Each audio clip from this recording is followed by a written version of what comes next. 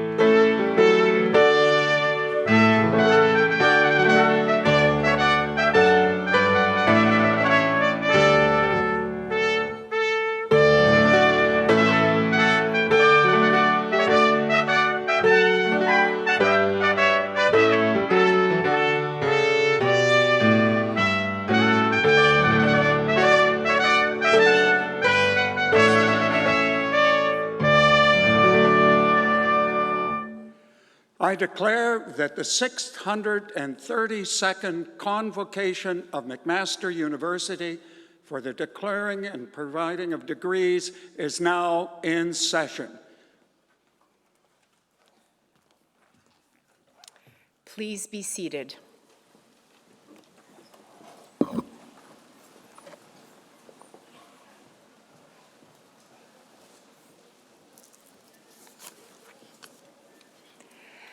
Good afternoon and welcome. I am Dr. Susan Tai, and I have the privilege to serve as McMaster University Provost and Vice President Academic. This afternoon, I also have the great pleasure to serve as your Master of Ceremonies, welcoming all of you, graduates and guests, to this Convocation ceremony. On behalf of the university, I would like to recognize and acknowledge that we meet today on the traditional territories of the Mississauga and Haudenosaunee nations and within the lands protected by the Dish with One Spoon Wampum Agreement. We must remember that we all have a role in upholding the spirit of this agreement, which urged for the peaceful sharing of Earth's resources. We must also not forget that merely acknowledging our presence on these traditional lands is only a small step on our shared path to reconciliation.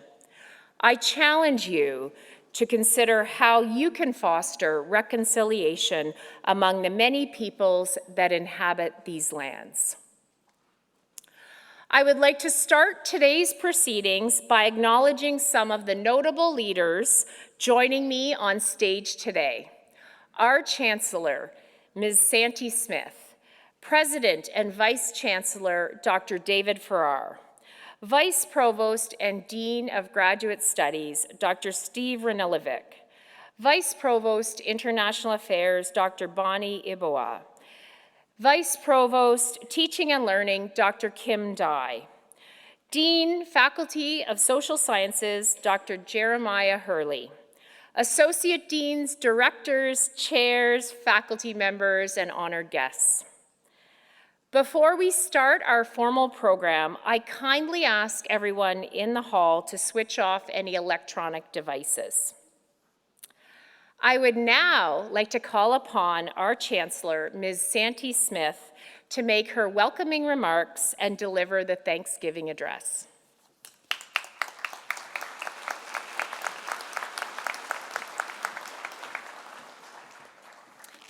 Nyawe, thank you, Provost Tai.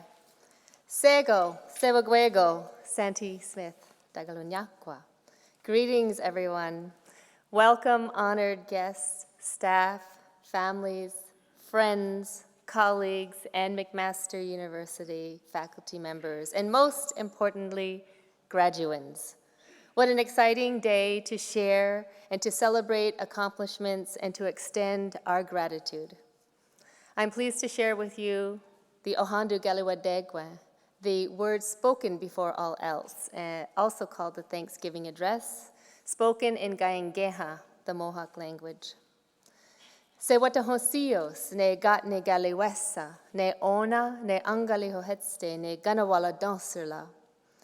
These words of wisdom aim to unite our mind and hearts in acknowledgement, to give thanks, to affirm our interdependence, to cultivate compassion and kindness to living entities, and to remind us of our responsibilities for sustaining nature's delicate balance, and to encourage peaceful coexistence in alignment with the immensity of creation.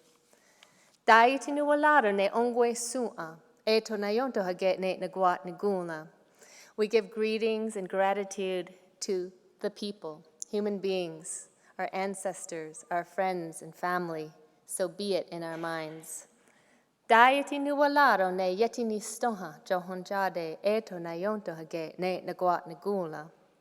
We give thanks to our mother, Mother Earth, for she provides us with everything that we need to survive and thrive, so be it in our minds.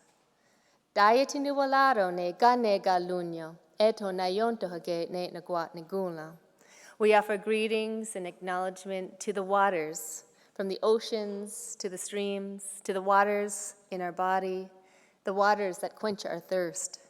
Water is life, so be it in our minds.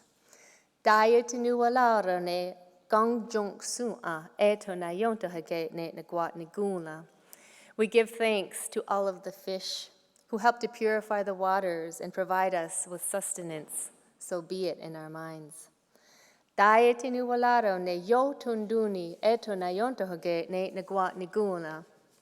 We give greetings and gratitude to all of the plant life, from the grasses to the medicines that help to purify and strengthen our bodies. So be it in our minds.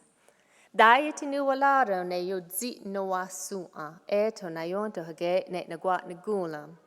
We give greetings and thanks to the insect life who help to pollinate the plants and sustain life. So be it in our minds. Dayati nu walaro ne jon hekwa, eto na yonto hage ne nagwat nagula. We give thanks and gratitude to our sustenance foods for their nourishment and their medicine. So be it in our minds.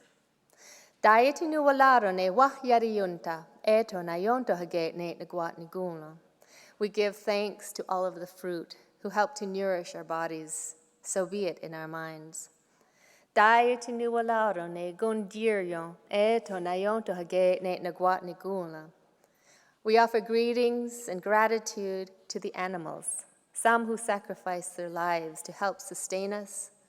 They are our teachers and our guides, so be it in our minds. Dayati nu walaro ne zidon ongua, eto na yonto hage ne nagwat nagula. We give thanks to all of the birds whose beautiful singing uplift our spirit and bring peace and calm to our minds and heart, so be it in our minds.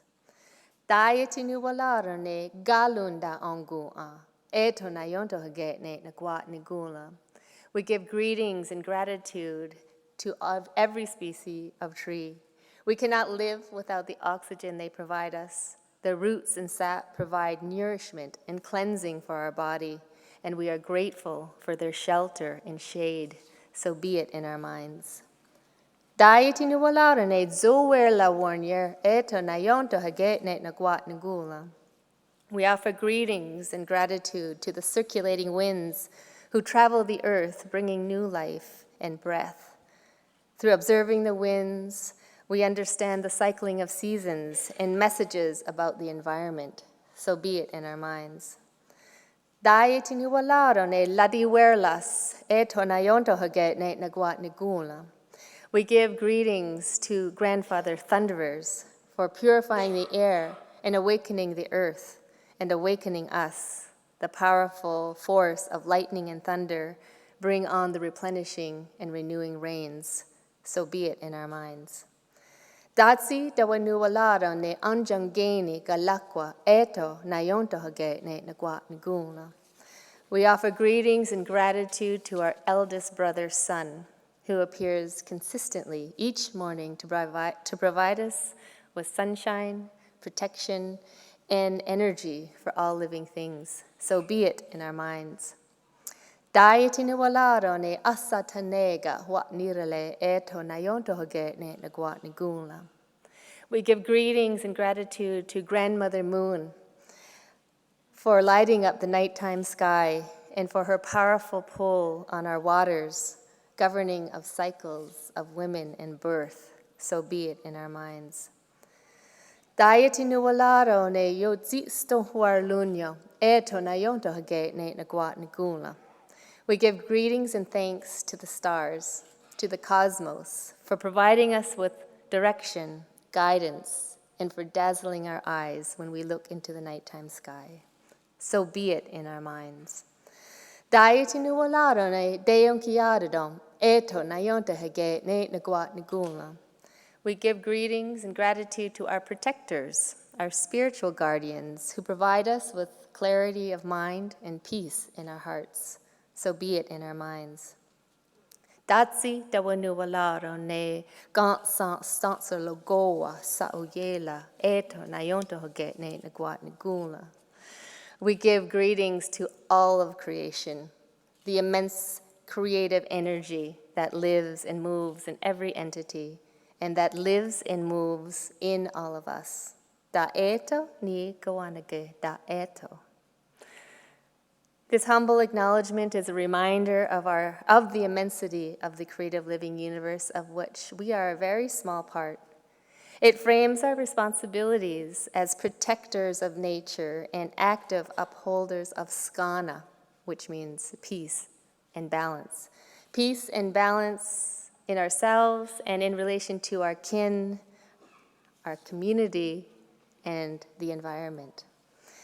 And we are grateful to be present here today in this moment in acknowledgement and celebration of all the achievements and to recognize each graduate for the energy, the dedication, and the perseverance of your journey to complete your degree at McMaster University.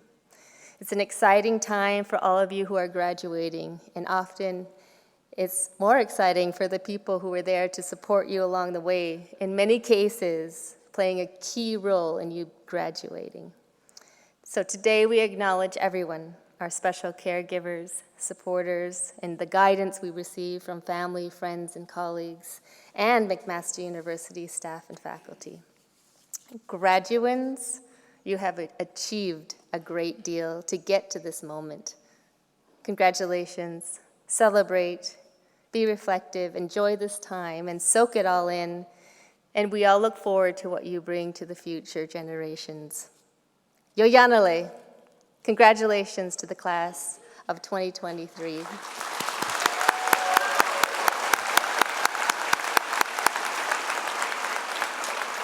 Please enjoy the ceremony.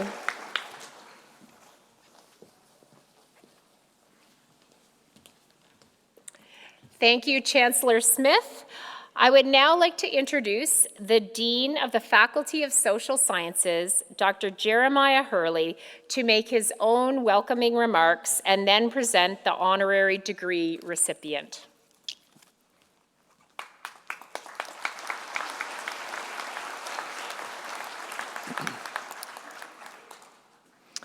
Thank you, Provost. Distinguished guests, faculty members, family and friends, and most importantly, the graduating class of 2023. As Dean of the Faculty of Social Sciences, it's a privilege to welcome you on this milestone occasion. Graduates, what a journey you've been on these last few months and years. A time filled with moments that have shaped your personal and intellectual growth and set you on a path into the future. And while today marks the culmination of your academic achievements, these life-shaping moments include so much more. The relationships you've built at McMaster, the challenges you've overcome, and the values you've cultivated. During your time at McMaster, you've grappled with complex ideas, conducted your first research, and expanded your perspectives in ways you would never have anticipated. You've explored the intricacies of human behavior and dissected the structures of society. Through your coursework, papers, projects, and myriad other experiences, you've gained the tools and the concepts to critically analyze society around you and contribute to a brighter world. And we've striven to provide you an education with social purpose. As graduates of the social sciences, you possess a unique understanding of the complexity of the challenges that face our world. You have the frameworks from which to address pressing issues like housing precarity, climate change, disruptive technologies, reconciliation of peoples in our society. And your knowledge and experience gained in your university journey have given you the power to effect tangible, lasting change in Canada and beyond. And your university experience has been uniquely shaped by the defining moments of recent years. For many in the room today, your journey at McMaster began in September 2019, the last cohort to start university before the COVID era. And you've navigated with us through the twists and turns that have marked the path through a world and a time that none of us could ever have imagined. For this, I say well done, and thank you for journeying with us. Before sending you off across the stage, there are some others I'd like to address. First of all, to the parents, families, and friends who've supported you throughout your academic journey. I extend my deepest gratitude. As a parent myself, I know the work that goes on behind the scenes to bring these moments to fruition. Whether you played the role of cheerleader, banker, landlord, or sounding board, or maybe all of the above. Thank you for the investment and sacrifices you've made to support your loved one. I hope this moment brings you immense pride, as it should. And to my colleagues, the faculty members and staff in social sciences who've imparted knowledge, nurtured curiosity, and served as mentors and advisors, thank you. Your dedication to research, teaching, learning in the community has shaped the minds and lives of these graduates and prepared them for the next leg of their journey.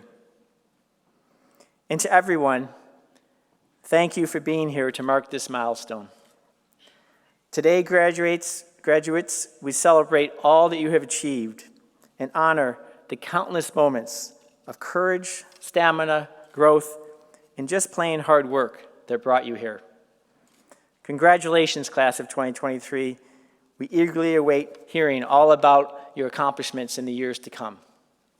Thank you.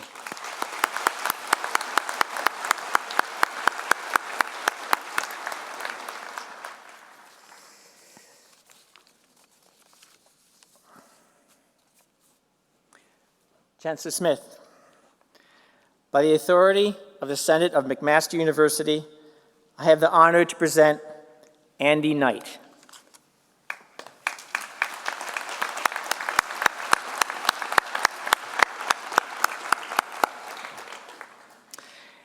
Andy Knight emigrated from Barbados to Canada in 1977. Graduated from McMaster in 1983 with a BA in Art, and followed by a master's degree from Dalhousie and a PhD from York University, both in political science. He taught at Bishop's University for 5 years, winning the university's Chancellor's Teaching Award, before moving to the University of Alberta in 2000, where he is a professor in the Department of Political Science. At the University of Alberta, he's been the McCullough Research Professor and was the inaugural director of the Peace and Post-Conflict Studies program and chair of the department from 2009 to 2012. In 2021, he was the first Black scholar in University of Alberta history to be appointed a distinguished professor. He was the 2021-22 Fulbright Distinguished Chair in International Area Studies at Yale University. About a decade ago, Dr. Knight returned to the Caribbean as director of the Institute for International Relations at the University of the West Indies in Trinidad. He was also director of the Diplomatic Academy of the Caribbean. He remains a senior fellow and an honorary professor of the Institute. And he's been an affiliate professor at the Landeg International University in Zurich and a visiting professor at the United Nations University in Tokyo. He has also served as the governor of the International Development Research Center, as vice chair of the Academic Council of the United Nations System, and as the chair of the Organization for the Prevention of Violence. A prolific writer and commentator who was the founding editorial board chair of the Caribbean Journal of International Relations and Diplomacy, Dr. Knight created a podcast called Black Talk, and has authored a number of significant books and reports, including The United Nations and Arms Embargoes Verification, A Changing United Nations, Multilateral Evolution and the Quest for Global Governance, and Radicalism and Extremism. And he has co-authored the Ashgate Research Companion to Political Leadership and Global Politics, Routledge Handbook of the Responsibility to Protect, and Female Suicide Bombers, a Critical Gender Approach, which earned first prize in the 2018 Women's and Gender Studies Research Association Outstanding Scholarship Awards. Dr. Knight is a member of the advisory board of the World Economic Forum's Global Agenda Council on the Welfare of Children, and was the first executive director of the United Nations Global Center for the Responsibility to Protect. From 2005 to 2010, he was research director for the Human Rights City project of the John Humphrey Center for Peace and Human Rights. And in 2007, he was appointed to the Board of Governors of the International Development Research Center. Dr. Knight is also a senior fellow of the Institute for Peace and Diplomacy in Toronto and of the McLaughlin College at York University. He serves on advisory boards of the Cooley Institute for Advanced Studies, the South-South Cooperation Council, and the Canadian Defense and Security Network.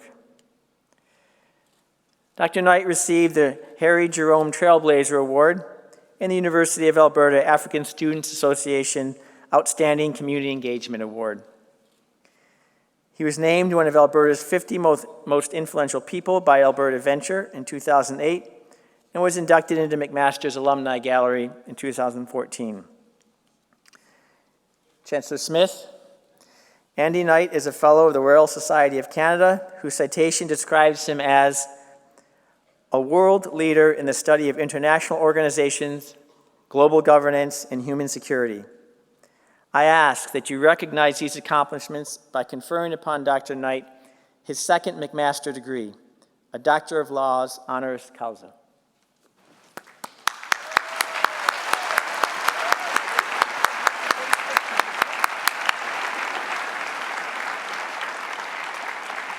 Andy Knight, by the authority of McMaster University Senate, I have the great pleasure to confer upon you the degree Doctor of Laws, honoris causa, in McMaster University, with all the rights and privileges pertaining to that degree.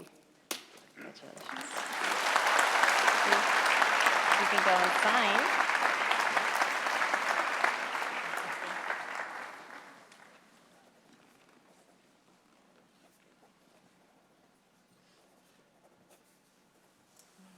I would now like to invite Dr. Knight to deliver the convocation address.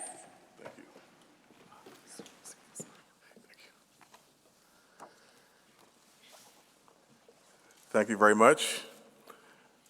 Welcome, graduates of the class of 2023.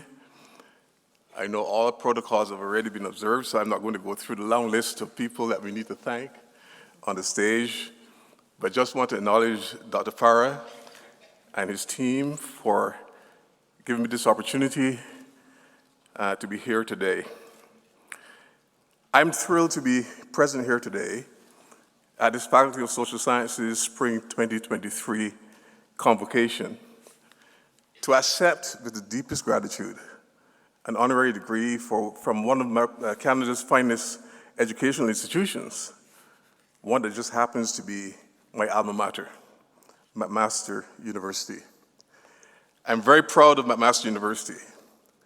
It was back in 1982 at a ceremony for incoming bright-eyed, excitable, and pretty boisterous undergraduates that I, at the time, as president of the McMaster Student Union, was asked by the then president of the university, Dr. Alvin Lee, to say a few words of welcome to the gathered students. Who would have thought that 41 years later, I would be standing here before you, the graduating class of 2023, in front of your families, your friends, your teachers, to deliver this commencement address.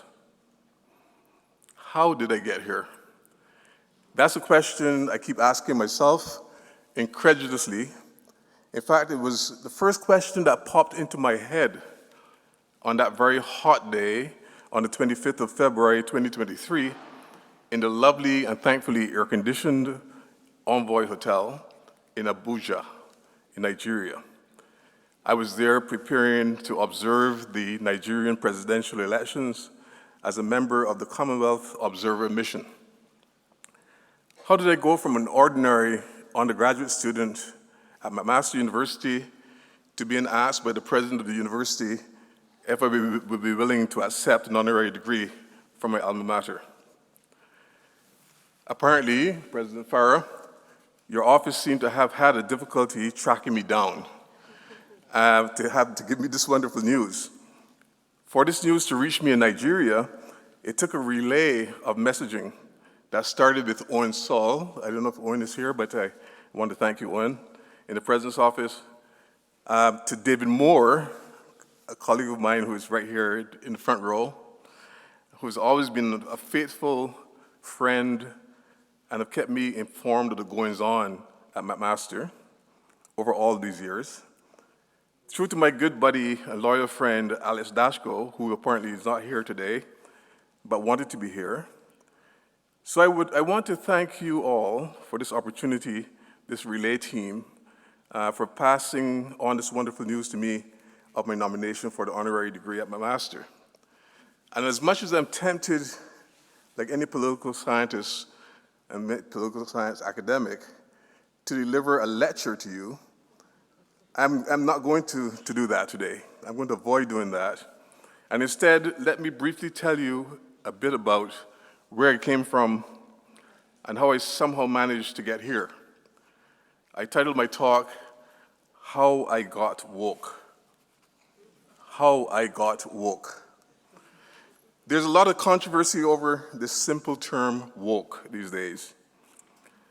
And as I was going through my social media pages, one day I came across this great line by Jon Stewart, which simply read, "Hi all, just found out I'm woke. All this time I just thought I was a good person at history. I have no idea why some people have a problem with the term woke. After all, one simply has to look up the term in Wikipedia to find out the etymology of the word. One can trace the origin of this term to Marcus Garvey, who in 1920s called on all African people and African descendants to wake up. To use Garvey's word in his injunction to the African people, he said, "Wake up, Ethiopia. Wake up, Africa. Let us work towards the one glorious end of a free, redeemed, and mighty nation." Woke is simply an adjective that derived from African American vernacular English.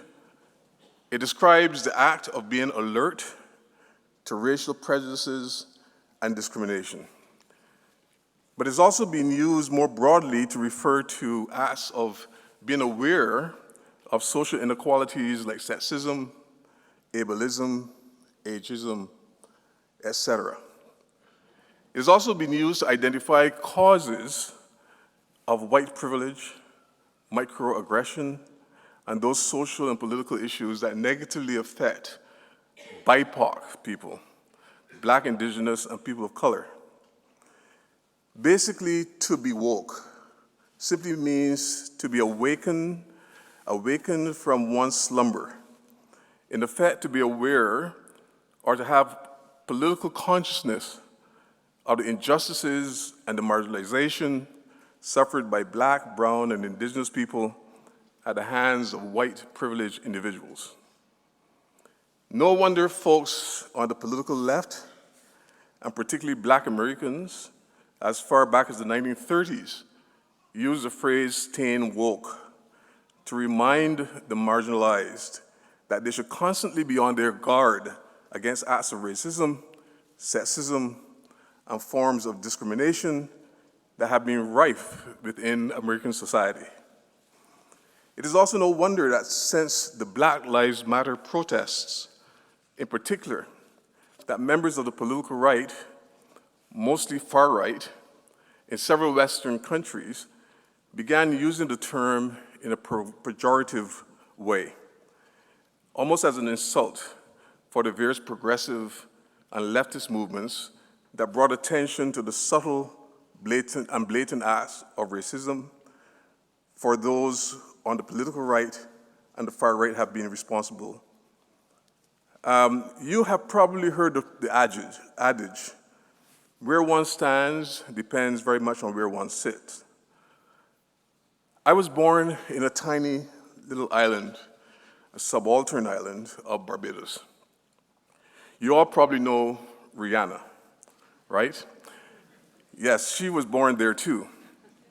But you may not have heard of the Merry Men, an all-white Bajan, as Bajan is a shortened form of Barbados, or Barbadian, all-white Bajan group who wrote and sang the song, "Beautiful, Beautiful Barbados." gem of the Caribbean Sea. Come back to my island, Barbados, come back to my island and me. That hauntingly beautiful song has stayed with me throughout my life and reminds me that wherever I go, wherever I happen to be, Barbados is always home. And what a home it was for me as a kid growing up. When I was born in Barbados, Barbados was still a British colony, and that meant that I was a British subject, holding Barbadian citizenship, but also British citizenship. Throughout my school days, from kindergarten to primary to middle school to high school, we were reminded constantly that Her Majesty the Queen of England, was our queen, our head of state. Every single school day in Barbados began with the anthem, God Save Our Gracious Queen. And it was therefore drilled into us that the British national anthem was also our national anthem. So we were the opposite, basically, of woke at that time. Most Barbadians at that time, including me, accepted uncritically this notion that Barbados belonged to Great Britain. In fact, Barbados was informally referred to as Bimshire by those white British slave owners who made the island their own. Barbados also became known as Little England by those who saw similarities between England and the tiny island. After all, it was the first overseas British colony, and the British Empire controlled that important colony uninterrupted for over 350 years. Now, the British, who wrestled the tiny island from the Portuguese, loved it so much that they turned this island into a mini English enclave. It helped that some parts of the countryside of Barbados resembled Devon or Somerset. There was also a Scotland Yard district. A trip through Bridgetown, the country's capital, resembles certain parts of London, with a Trafalgar Square, a statue of Lord Nelson, a Westminster-style parliamentary building, and even a little Big Ben. The huge great houses of the plantations, combined with the Church of England, Anglican churches that dot the parishes of Barbados, manifest a place that's designed in the image of its white British settlers. But this was only one side of the picture, the side that mostly kept us unwoke. My dad once told me a story, often repeated in our family, about the time in 1940 when Britain entered the war against Germany.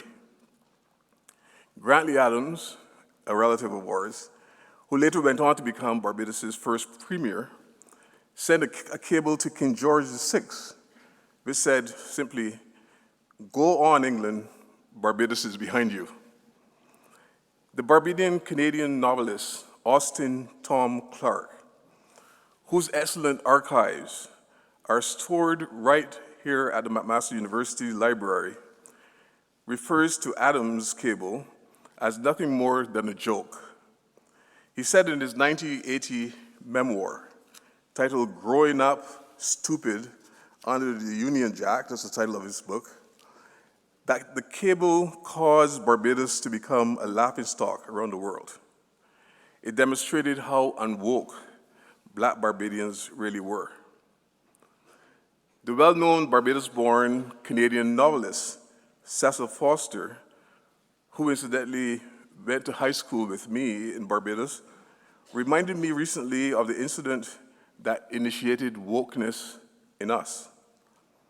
We were two Black boys sitting amongst mostly white kids in the modern sixth form, which is equivalent to your grade 12 here, at Harrison College, when our teacher, Mr. Ralph Jemmett, one of the few Barbadian-born teachers at the time at that high school, moved us outside for a class, a civics class, under a large sandbox tree on a typically beautiful and sunny Barbadian day.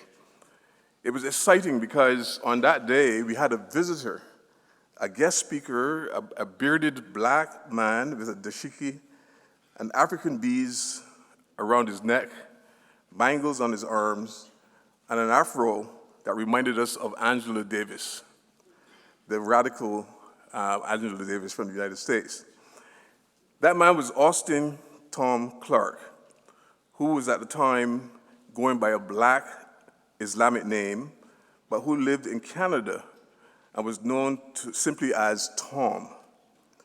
Tom began his talk by shocking us with a few Barbadian cuss words, and then proceeded to delight us with stories of the courses he taught at universities in North America, including at Yale, on Black power. This was revolutionary to our prim and proper ears. Our British-trained teachers would never speak like that in our classes. We were trained to speak the Queen's English, proper English, as they put it.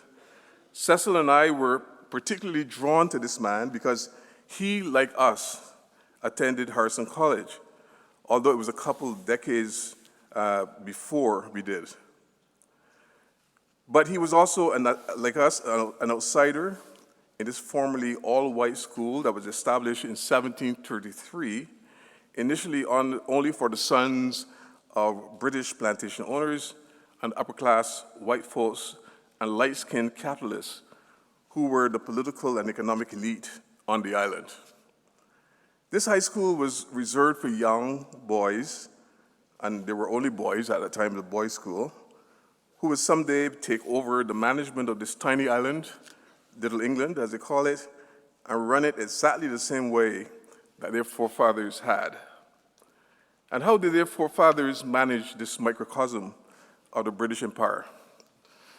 That it would be sustained as an apartheid state, governed by what Tom Clark had labeled back then as a state controlled by white supremacists.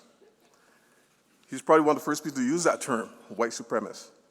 But white supremacist governance meant privileging individuals with white skin over those with brown and black skin. This form of governance requires segregation. And believe it or not, Barbados was the first polity to institute formal apartheid, as Sir Hilary Beckles, who is now the Vice Chancellor of the University of the West Indies and a historian, has reminded us. When we think of apartheid, the first countries that come to mind are South Africa or Rhodesia, but in actual fact, the island of Barbados was the first place to legislate apartheid, thanks to the drafting and implementation of the Black Slave Code. Harrison College was a prestigious upper-tier high school that black kids like us were not supposed to attend. It had a long tradition of producing academic excellence, sporting prowess, cultural ambassadors, and illustrious citizens, including several prime ministers, attorneys general, cabinet ministers, etc. But as Tom Clark made us aware on that day, Harrison College was one of the educational institutions on the island that perpetuated the slumber, making us believe that the rigid caste system into which we were born was somehow ordained by God. Yes, a few black kids like us managed to break through that caste system and did get the opportunity for social mobility in the country, but this was certainly not the norm. Austin Clark awakened us that day by informing us that despite the fact that Barbados had declared independence from Britain, we were not at all emancipated. And looking at us directly in the front row as we were listening to him, he used the words of the famous reggae singer Bob Marley in urging us to emancipate ourselves from mental slavery. In effect, he was exhorting us to wake up and to question everything we were taught. For instance, Christopher Columbus did not discover the New World in 1492. He actually, by accident, stumbled upon the Americas, which was already habitated by the indigenous peoples. And the Europeans did not civilize the West Indies. In fact, they brought unknown deadly diseases to places like Barbados, and diseases such as smallpox and measles and whooping cough, bubonic plague, typhus, malaria, diphtheria, cholera, for which the indigenous Arawas and Carib peoples had no immunity. And Britain did not just become rich through accidental discovery of these new lands in the Caribbean.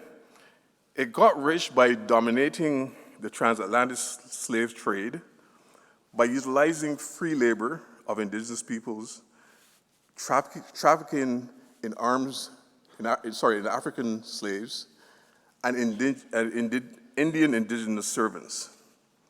Great Britain, in fact, became one of the most prosperous economies of the world between the late 1600s and the early 1800s by siphoning off their wealth from sugarcane, molasses, rum, and cotton in Barbados and in the rest of the Caribbean.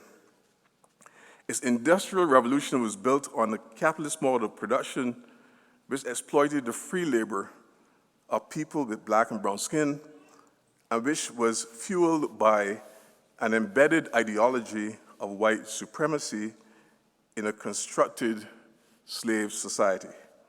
And Barbados was the model for that slave society.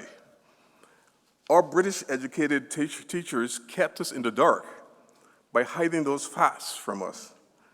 They actually convinced us that the mother country, as we used to call it, Great Britain, benevolently brought slavery to an end with the 1834 Slave Abolition Act and created an apprenticeship system which was a lot more genteel and much more humane than slavery. But they never told us about the fact that the British government paid reparations not to slaves, but to the slave owners. Despite emancipation, slaves continued to be denied access to land, to education, to health care, and socioeconomic advancement. In other words, the so-called freed slaves had to fend for themselves. They lived in poorly constructed chattel houses that were subjected to ravages of hurricanes and flash floods and other manifold vulnerabilities like earthquakes and volcanoes. Their diets were poor, full of starches and sugar, salt and fat, thus explaining the intergenerational deterioration of health in the descendants of slaves due to non-communicable diseases. It took Austin Clark's visit to my high school in Harrison College to awaken me to the genocide and the crimes against humanity that were committed by the British and Europeans in Barbados and the rest of the Caribbean.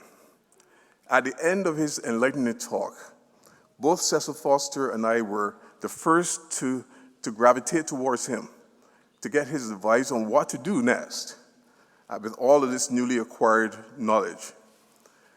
And Austin simply told us to set our sights on Canada, because the great universities in Canada, there were great universities in Canada, and instead of looking towards the UK institutions, like most of our white classmates tended to do, he felt it would be much more possible for us to have greater opportunities to break out of the segmented caste system that remained prevalent in Barbados despite the Declaration of Independence.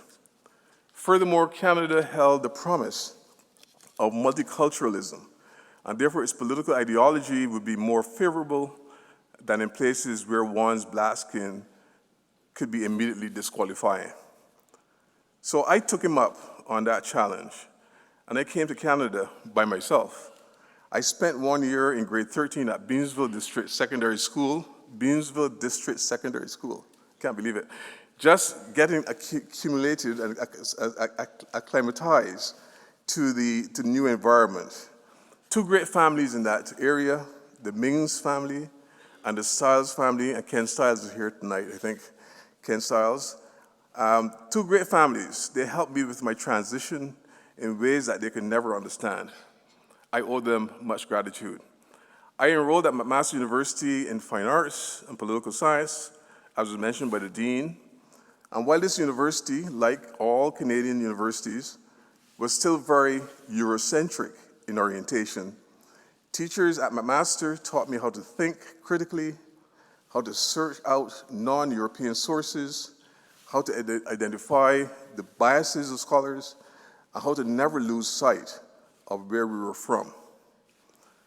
On Monday, I spent some special time, very precious time, with the archivist in Rare Books and Library, the wonderful Myron Groover. I'm not sure if he's here, but I want to thank him. He patiently took me through a tour of Austin Clarke's archival material in the basement of Mills Memorial Library. I was only able to barely scratch the surface of this very rich set of files and papers written by the brilliant Barbadian-Canadian author, but I got a sense that Austin Tom Clarke was way ahead of his time in many ways. And at the same time, he was tackling issues that have resonance today when we think of the murders of Black people like George Floyd, Amy Cooper, Ahmaud Arbery, and Breonna Taylor. Just reading some of his personal papers, many of them personal letters written by hand using his beloved fountain pen, brought back a flood of memories of that beautiful sunny day in Barbados under the sandbox tree at Harrison College. That's the day I got woke. And in many ways, Austin Tom Clarke passed on the baton to individuals like Cecil Foster, Ronaldo Walcott, and me. And let me pass this message on to you, the class of 2023, as you graduate from this great institution. In the social sciences, as the Dean pointed out, I know you've been taught on how to think critically. Don't allow politicians like Ron DeSantis in Florida, or those in Canada who shall remain nameless for now, to cower you cower you by this pushing of the anti-woke agenda. Get woke and stay woke. And as a preacher's kid, I'm a preacher's kid. My dad used to say in the scripture, John 3:19, "This is the verdict. Light has come into the world, but people love darkness rather than light because their deeds were evil." So stay woke, my friends, and thank you for your time and attention.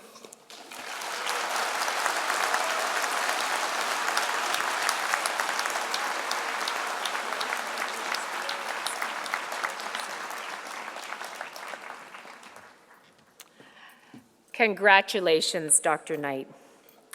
I would now like to welcome Dr. David Farrar, President and Vice Chancellor, to the podium to present the graduands to our Chancellor for admission to their degrees.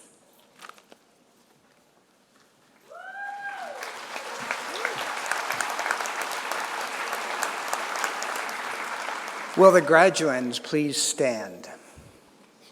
This is the best part of the ceremony. The graduands stand up, they turn the lights on, and we can see you all just before you graduate.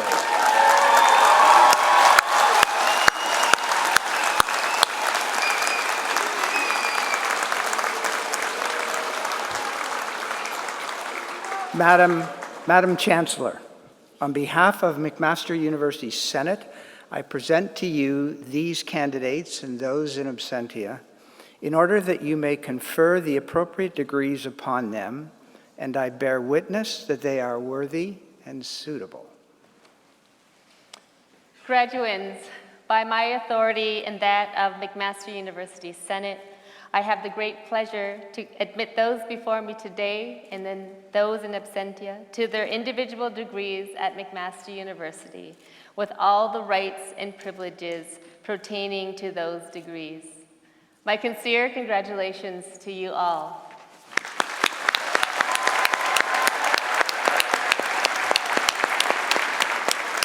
Please be seated. Graduates, I would now ask you to join me on stage so the Chancellor and I may welcome you to the McMaster Community of scholars. I would be delighted to shake your hand or bump fists or to acknowledge your accomplishments without touching. Our Chancellor will acknowledge your accomplishments without touching. Congratulations.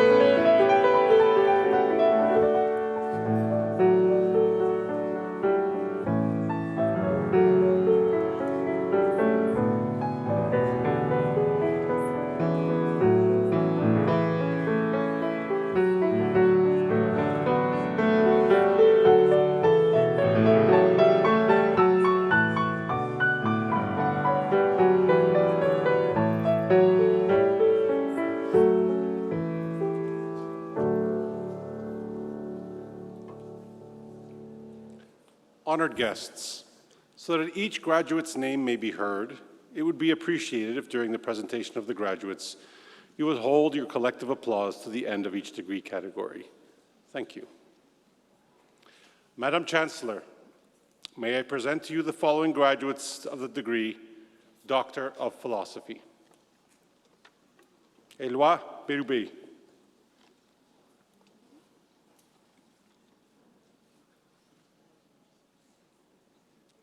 Afroza Sultana.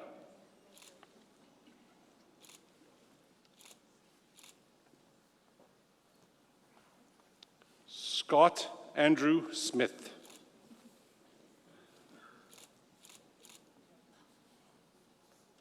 Paul Arnold.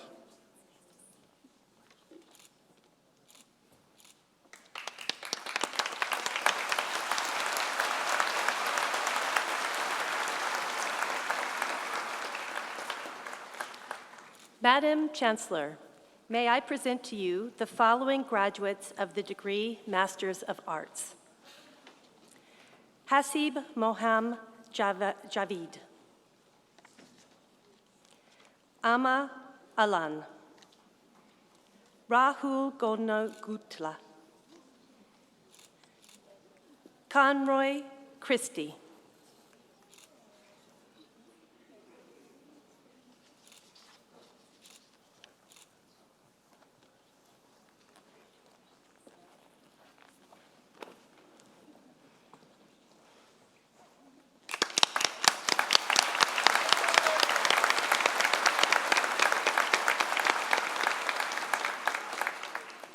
Madam Chancellor, may I present to you the following graduates of the degree Master of Public Policy.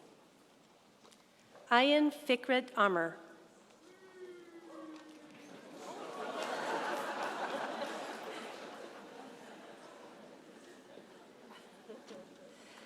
Ali Gretchen Bokak Shimura.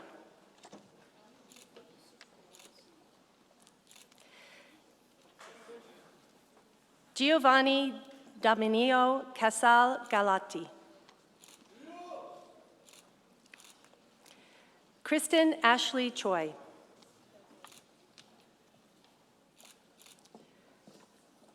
Uluwatusen Olivia During. Matthew Siroy Fedson. Madhavan Golga. John Anthony Henry Halligan.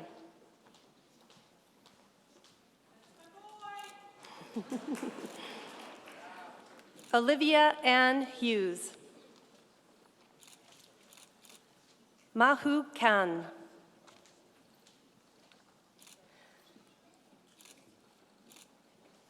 Mallory Ann Lindsay. Tyler Daniel Papa.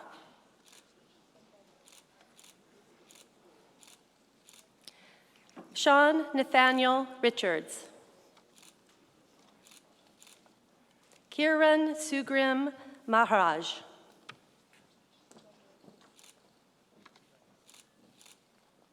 Sierra Stiller. Zhuhao Shu.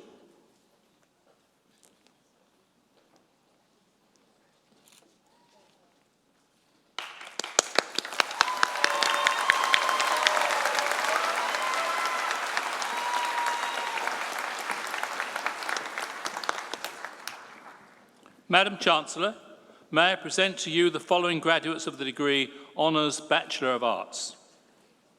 Naviatha Abbas. Wadana Abbas. Sohaila Abdelghani.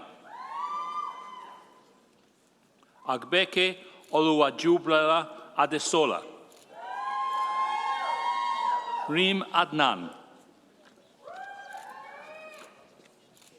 Mahram Afzal. Jose David Aguilla Vera. Rabab Akhtar. Bashar Al-Najjar. Sana Alam.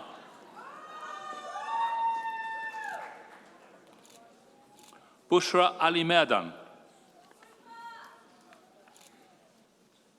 Dana Naji Arafat. Ismail Aslam. Osma Aziz. Robert Richard Badjok. Shamanthiga Balachandran. Vincent Barzetti. Kimberly Cameron Baltista. Priyanka Kumari Bawa. Brianna Bedran. Satak Behal. Robin Berardi. Michaela Kathleen June Botting. Alexandre Georges Bouet. Karina Kawa Breich. John Paul Brosso. Gloria Shireen Brown. Liam Brown. Gagandeep Burman. Amir Omar Busser.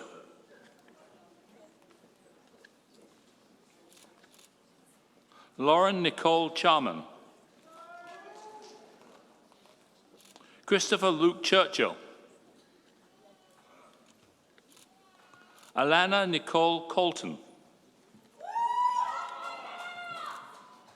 Matthew Conchatori. Liz Marie Angela Correa. Wen J. Koo.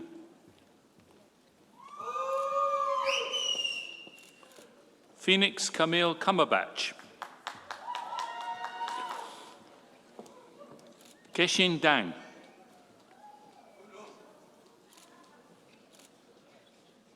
Catherine Ann Darby. Shabnam Dazad.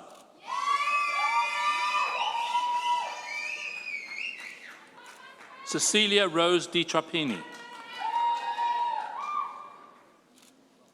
Nikola Dragonic. Omar Mohammed E. Aid. Saira Farouk.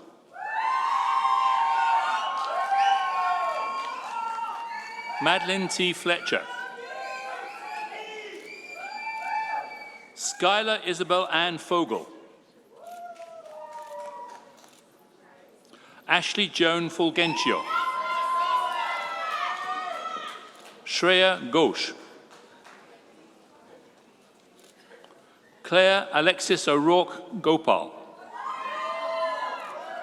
Erin Louise Gorman. Hiya Goyal.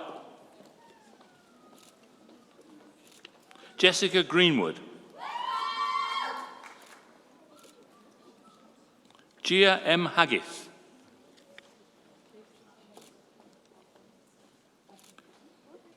Erica Hamilton.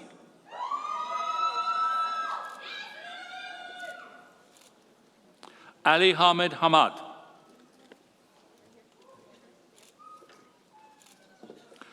Danlu Han. Shu Yi Han. Mukarram Mimi Hassan.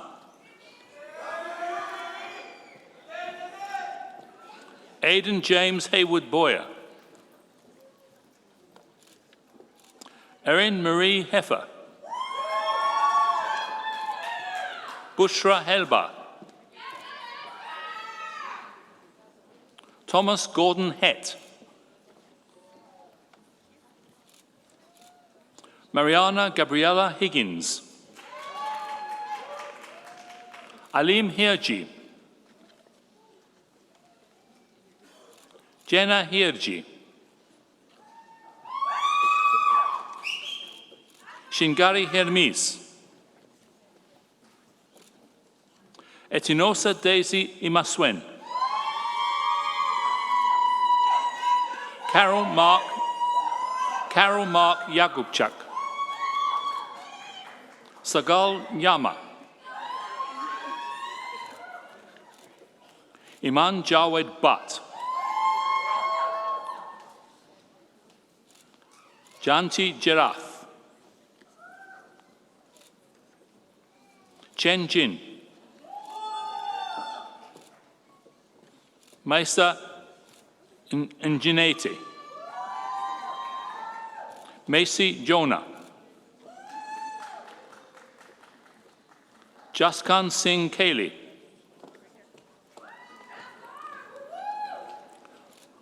Faizan Khan. Mariam Khan. Muhammad Khan.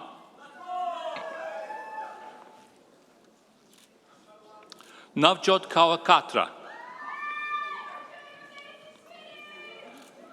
Jenny Sayun Kim. Adam Ali Yosip Lada. Alexandra Monica Moiteti Ndebolang. Sydney Pamela Lata. Maria Laraunova. Natalie Alida Lavelle. Christina Lekic. Danielle Lung. Banghu Liao. Daniela Lima.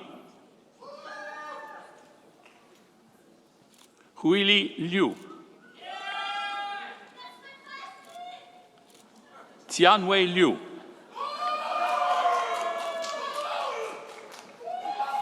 Rain Lolas. CJ Liu.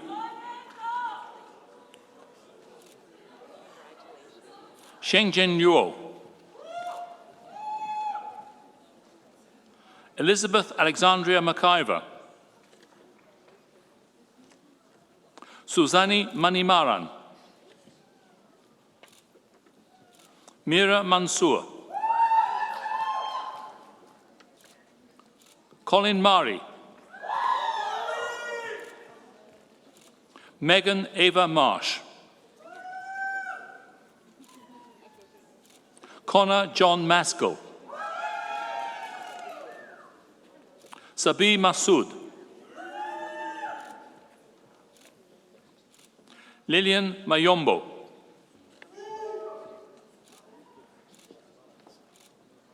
Maxime Mazur, Liam Harrison McKay, Hannah Metot, Ian Carlo Morales Nunez, Owen Anthony Moran, Saki Buzaman Mula, Justin Myers,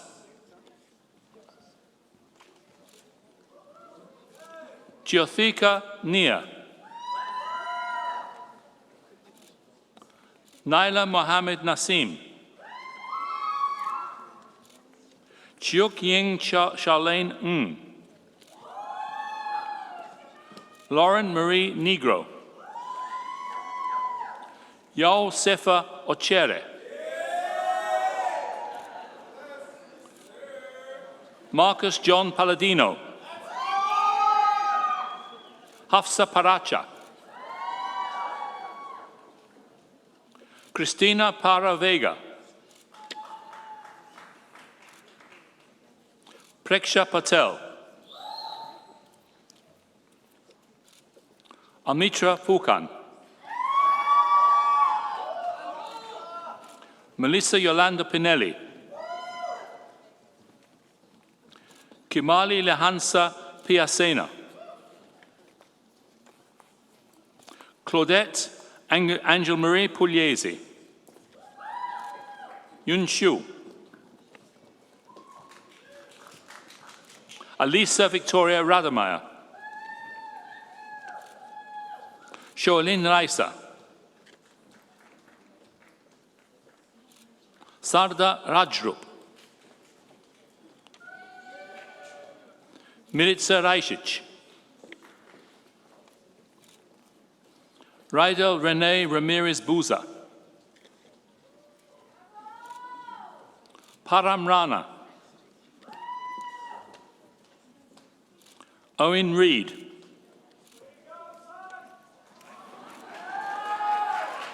Domenico Onile Renzone, Anastasia Vavara Richards, Sergio Rodrigo, Nidhi Himanshi Ruparel, Kayla Rustia, Alia Samem, Hermanjit Kaur Sangha, Salsa Mahmood Sarhan,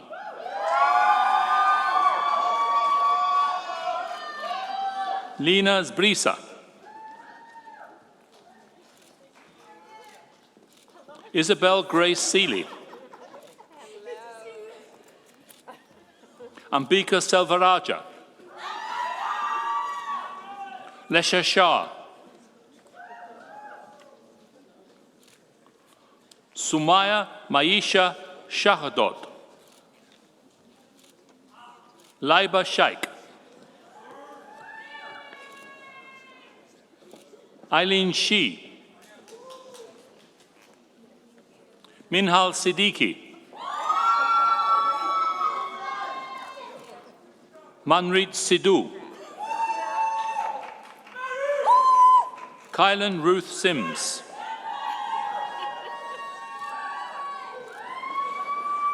Christopher Anthony Smurov, Molly Spoor, Anuraj Srivastava, Lisa Silvana St. Louis Barnett. Megan Stewart. Zachary James Stula. Erica Taku Yopa. Mitchell Ryan Tam. Xingwen Tan. Mehak Tirik.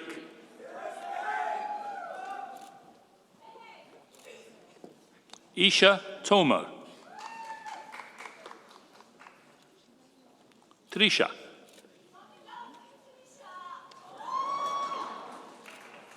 Raisa Nihan Valani. Thomas John Valesi. Lavanya Valipuram. Juliana Maria Volpe. Hao Wen Yang Wang. Jingru Wang.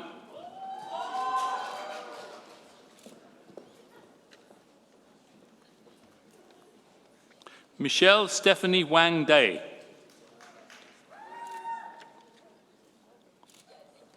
Ethan Thomas Weber. Philip Dean Williams.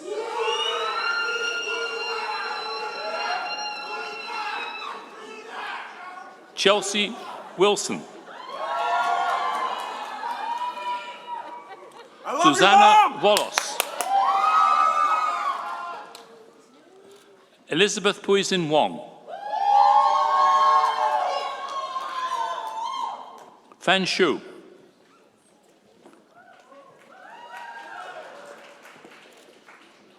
Jimmy Shu. Ichi Shu.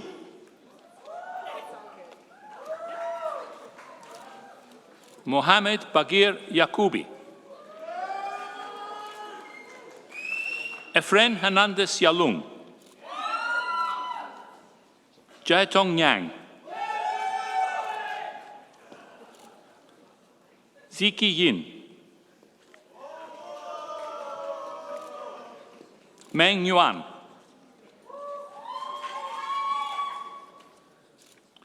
John Baran Yutsir.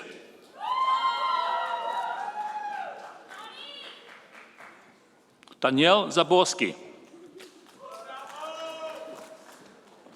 Caroline Zadlo. Tazran Malika Zaman. Anastasia Zechevich.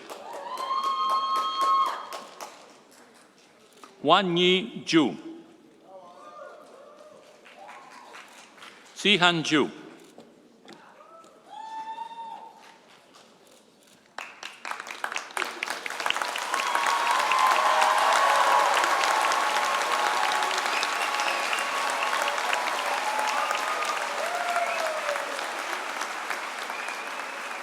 Madam Chancellor, may I present to you the following graduates of the degree Bachelor of Arts.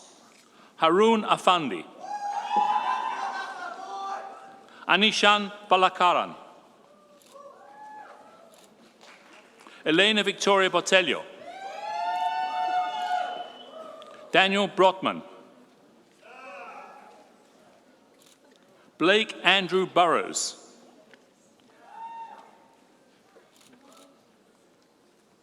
Bethany Rose Connell. Julia Chrisan. Jordan Denver DeRoshi.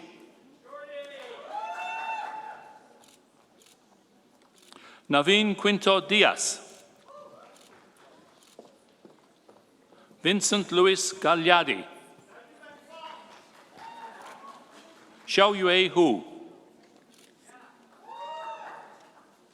Cassidy Hua. Nikki Huang.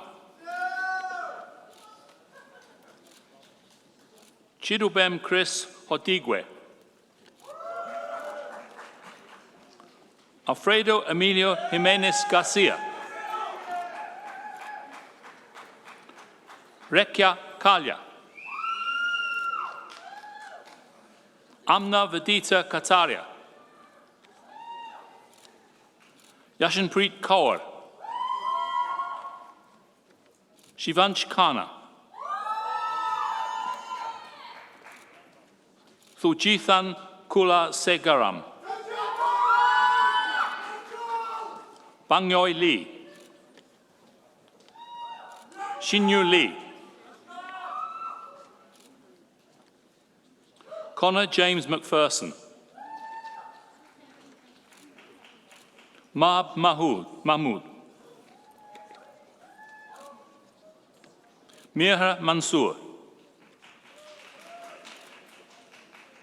Joshua Matthew Mariano. Lucy Margaret Maynard. Kira Elise McCartney. Matthew Mirko Mussolin. Haman Nagra. Tea Pavic.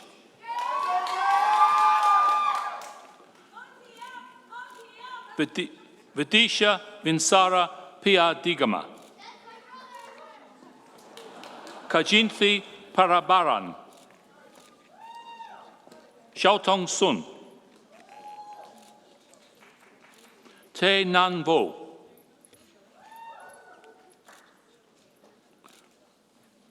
Chao Yu Wang. Jiani Wei.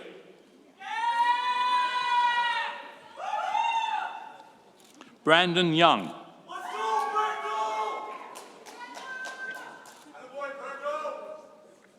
Mohin Zaman. Zehua Zhang. Shinzi Shang Zhou.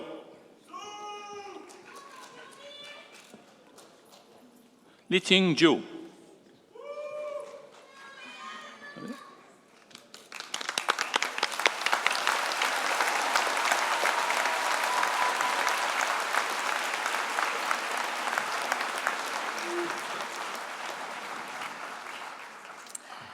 Let's give another round of applause for our graduates.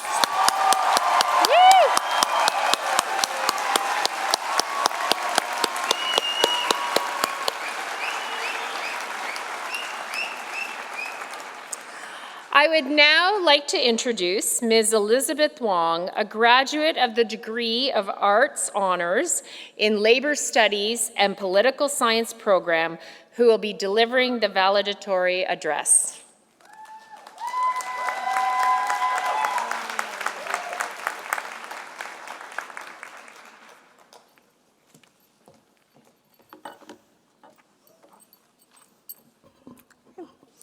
Hello and welcome, fellow graduates, Chancellor, President Farrar, Provost Tai, Vice Provost Dai, Dr. Jeremiah Hurley, Dr. Tracy Prowse, distinguished faculty, alumni, family, and friends. My name is Elizabeth Wong, and like you, I'm graduating with a Bachelor of Arts today, and I'm very excited to be updating my LinkedIn when I get home today. It is an incredible honor and privilege to stand before you today as the valedictorian of our graduating class. As I look across this room, I see a place full of memories, stories, and adventures that have yet to begin. I now, for the next 5 minutes or so, have the very difficult and arguably impossible task of summing up our stories in my speech today. I may or may not have enlisted the help of ChatGPT in writing my speech today, but I guess that's going to be a secret that I take to the grave. And as you know, we're embarking on our final walk in our last journey. And with that, congratulations, class of 2023, we made it.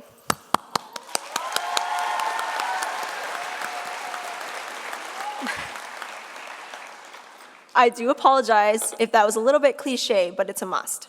So I'm gonna tell you a little bit about my story at Mac.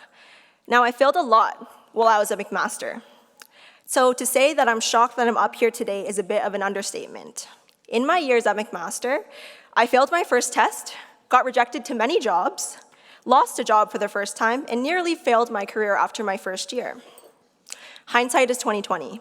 I never would have imagined that all these failures would become the challenges that would teach me resilience, perseverance, and balance.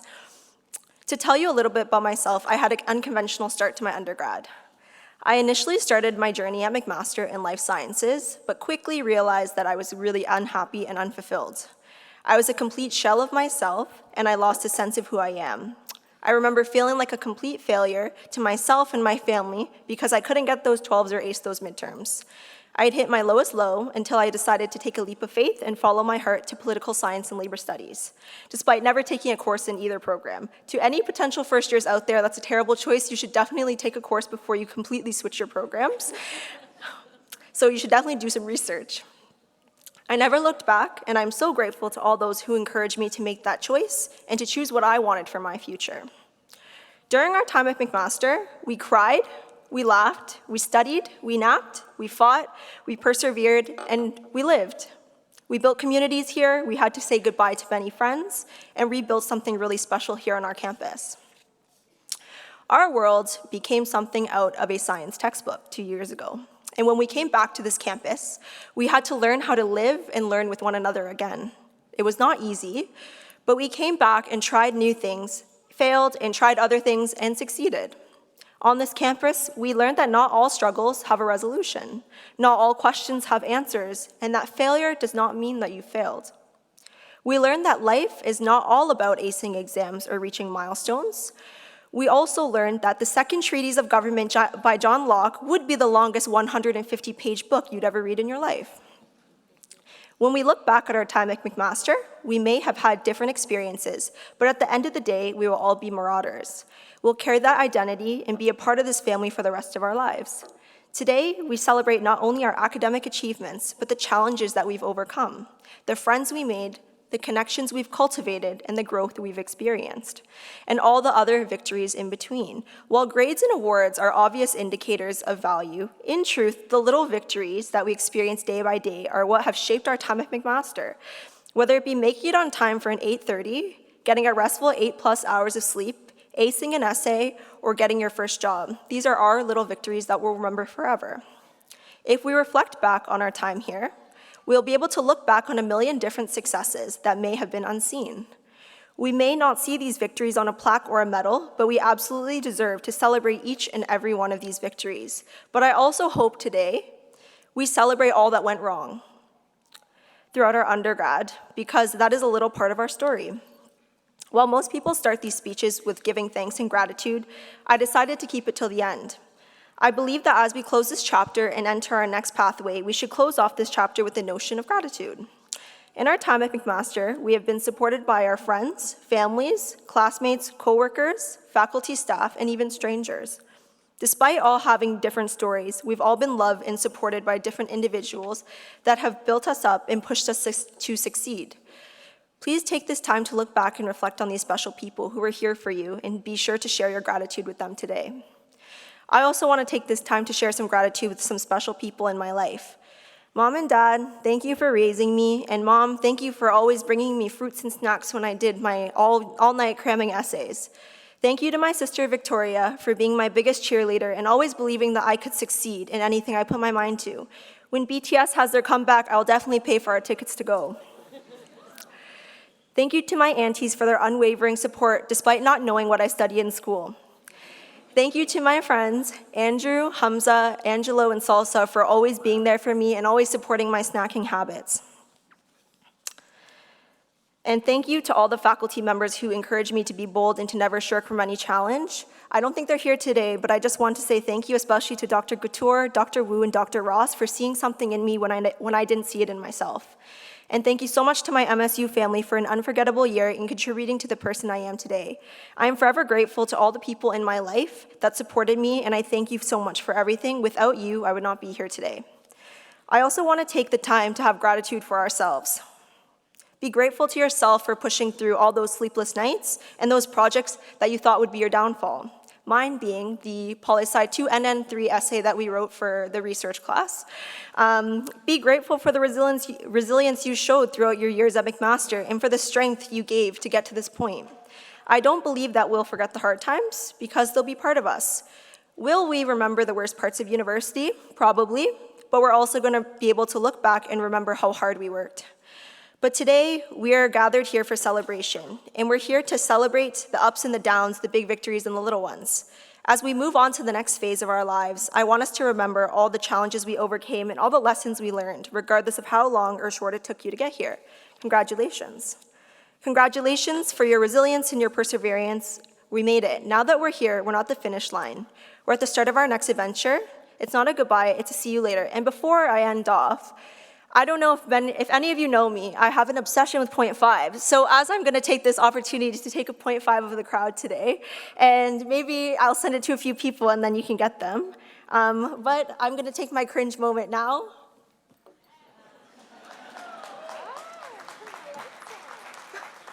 Oh, they turned, oh wow, that's a lot of people. Okay. I'll take one from here too. Okay. And I just want to end off with a few messages. Cherish the relationships you created throughout your years at MAC and stay in touch with those who supported and watched you grow. Wherever you are next year, I hope you find the greatest joy and happiness. Once again, congratulations to the class of 2023. We did it. Thank you.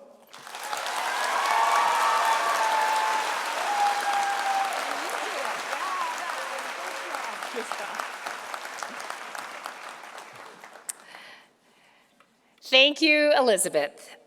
I would now like to draw your attention to the screen, which will feature a message from the McMaster Alumni Association.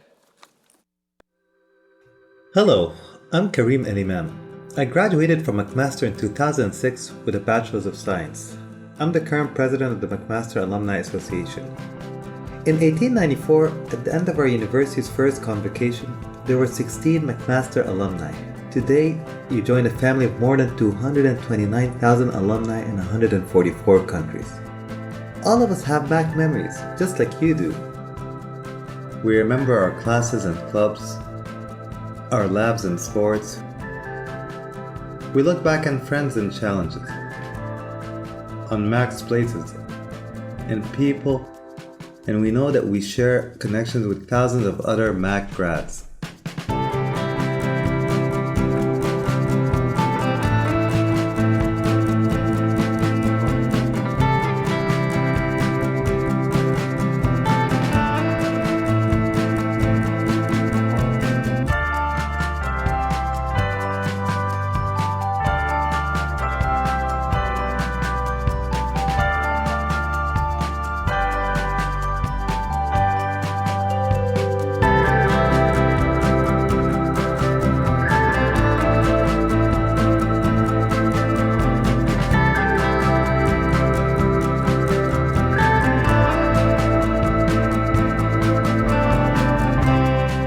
The McMaster Alumni Association's job is to give all of us, including you, pathways to connect and engage with our fellow grads and our alma mater. We can help you grow professionally, learn from fellow alumni, and take care of everything from insurance to real estate to financial services and so much more. Today is about you and your graduation, but when you're ready, your Alumni Association will be here. Until then, congratulations and welcome to the MAC Alumni family.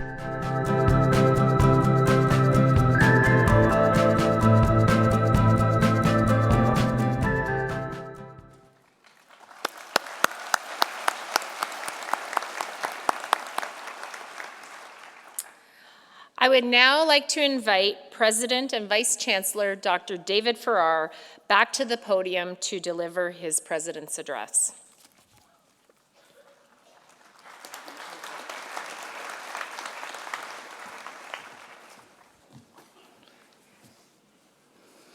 Chancellor Smith, distinguished guests, award winners, faculty, members of the McMaster community, members of the McMaster graduating class of 2023, friends and family.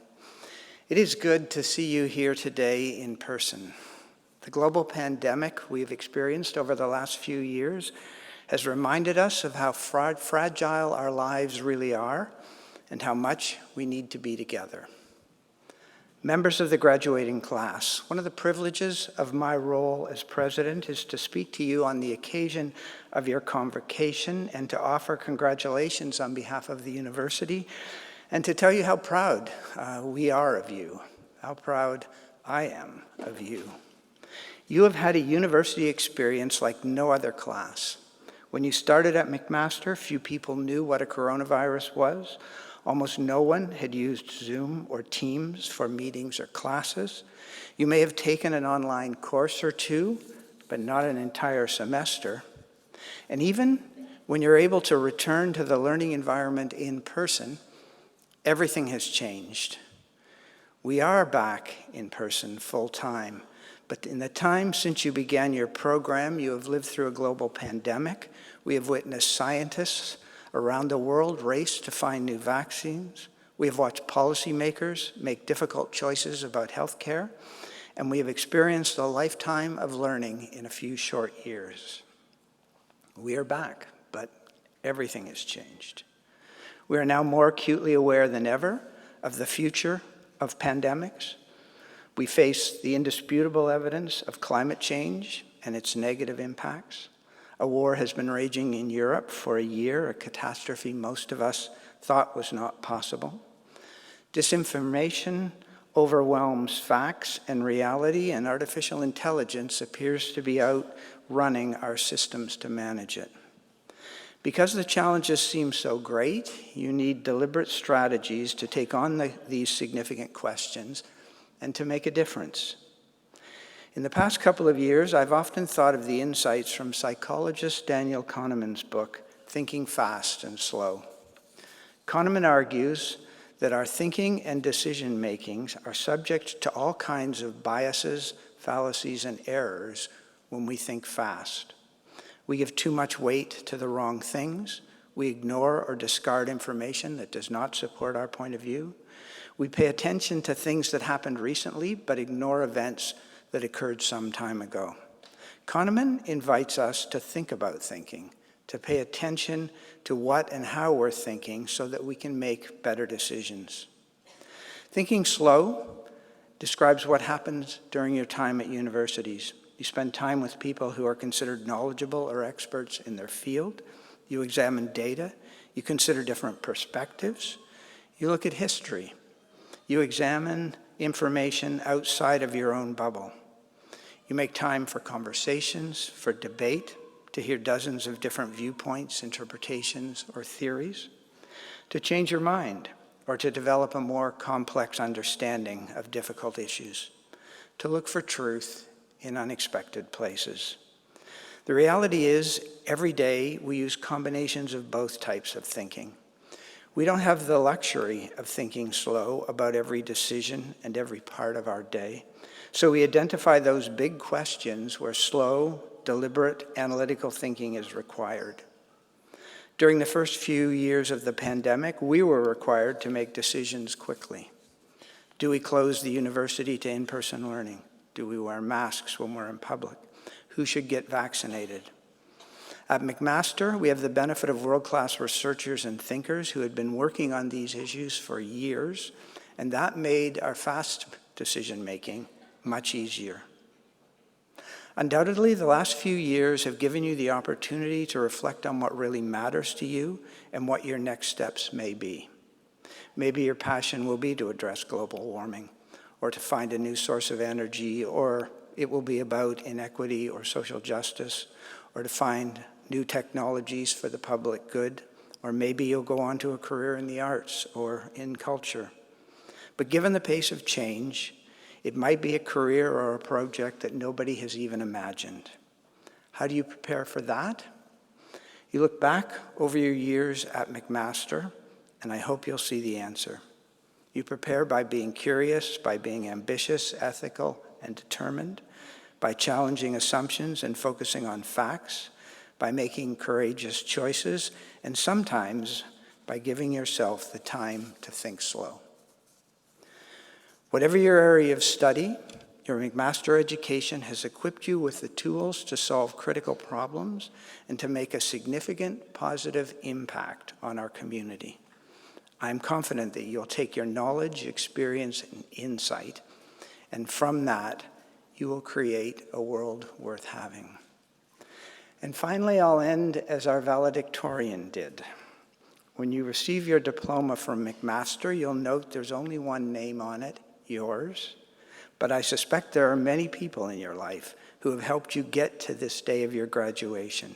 Family members, friends, teachers, mentors who have supported you, inspired you, and cheered you on. I hope you will take time to thank those people in your life who have helped you get here.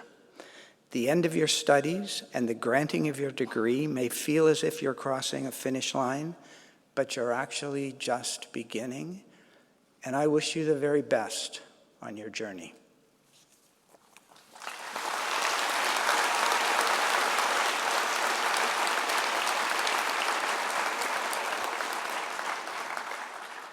I would now like to invite our Chancellor, Santee Smith, back to the podium to deliver her closing remarks.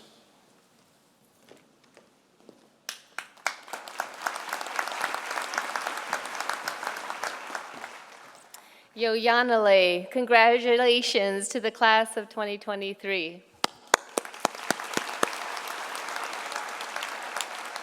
Yoyanale in Gaingeha means good job or well done.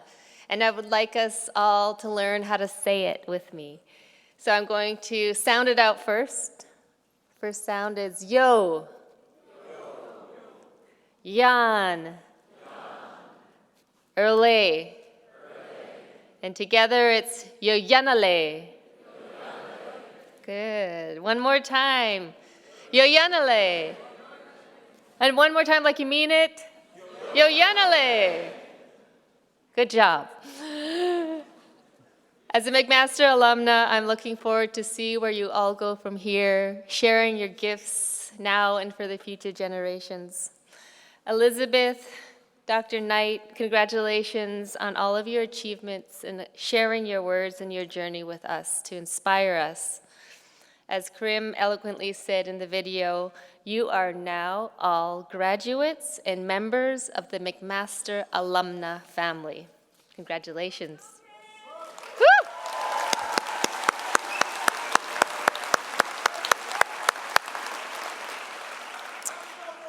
Dr. Farrar, you've given us a lot to think about.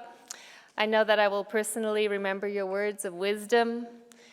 Graduates, take those wise words with you as you go. Best wishes to you all.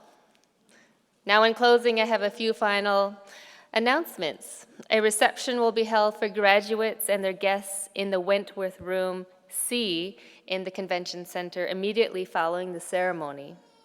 Finally, I would ask that you please remain standing at your seats until the academic procession and the graduates have left the hall. Please join now in the singing of the national anthem, and after the singing of the anthem, this convocation stands adjourned. Love